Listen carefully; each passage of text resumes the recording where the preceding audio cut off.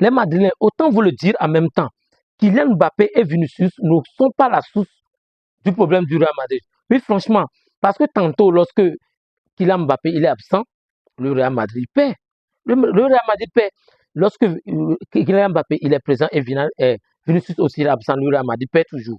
Donc, plutôt, je pense que ce sont les dirigeants.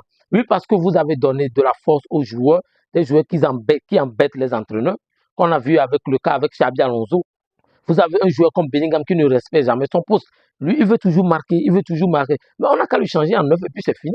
En tout cas, le FC Barcelone actuellement, nous, on veut un vrai neuf. Si c'est qu'il aime marquer, il n'a qu'à venir chez nous.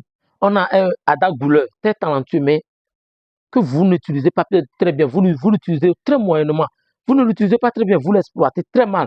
Comment est-ce qu'Ada Gouleur peut fournir un rendement quand on connaît l'immense talent d'Ada Gouleur? Autant vous dire en même temps que le problème, ce n'est pas Kylian Mbappé ou Vinicius. Vinicius n'est plus performant, Vinicius tant-ci, Vinicius quoi. Kylian Mbappé, il est venu depuis son arrivée le Real. Non. Le problème, c'est le Real tout entier. Oui, c'est le Real tout entier. Et si toute l'équipe est dans un problème, en tout cas, ça c'est ce qui arrive souvent lorsque tu veux construire une équipe galactique. Une équipe galactique. Ça ne va jamais marcher. Et pour avoir des titres, ça serait vraiment dur. Parce que c'est le jeu collectif qui gagne des titres. Le jeu individuel, ça ne fait que lever le nom du joueur.